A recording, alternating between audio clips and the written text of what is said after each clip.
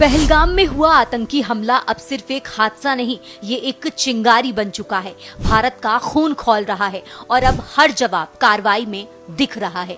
पाकिस्तान के खिलाफ एक एक कदम सख्ती की ओर बढ़ रहा है।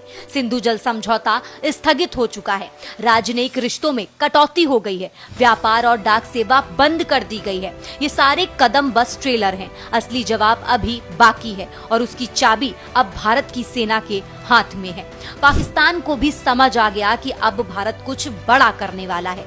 वहां के पूर्व उच्चायुक्त अब्दुल बासित ने दावा किया कि भारत 10 या 11 मई को हमला कर सकता है। रूस के विक्ट्री डे के बाद सबकी नजर अब भारत की तरफ है। 9 मई को विक्ट्री डे के कार्यक्रम में पीएम मोदी को जाना था, लेकिन उन्होंने दौरा रद्द कर दिया। अब ना तो वो जा रहे हैं और ना रक्षा मंत्री, सिर्फ रक्षा सचिव जाएंगे। ये दिखाता है कि भारत अब कूटनीति नहीं, सैन्य रणनीति पर काम कर रहा है।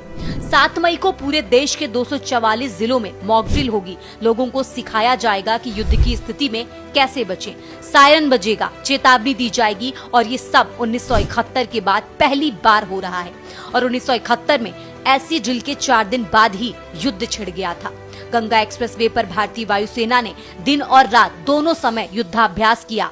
फाइटर जेट्स की नाइट लैंडिंग, लो फ्लाइंग पास और तेज रफ्तार टेक ऑफ, सबने ये साबित कर दिया कि भारतीय सेना किसी भी घड़ी के लिए तैयार है। पाकिस्तान के रक्षा मंत्री ख्वाजा आसिफ खुद कह रहे हैं कि भारत किसी भी समय एलओसी पर हमला कर सकता है। जब दुश्मन डरने लगे तो समझिए कि वार कब का तय हो चुका है।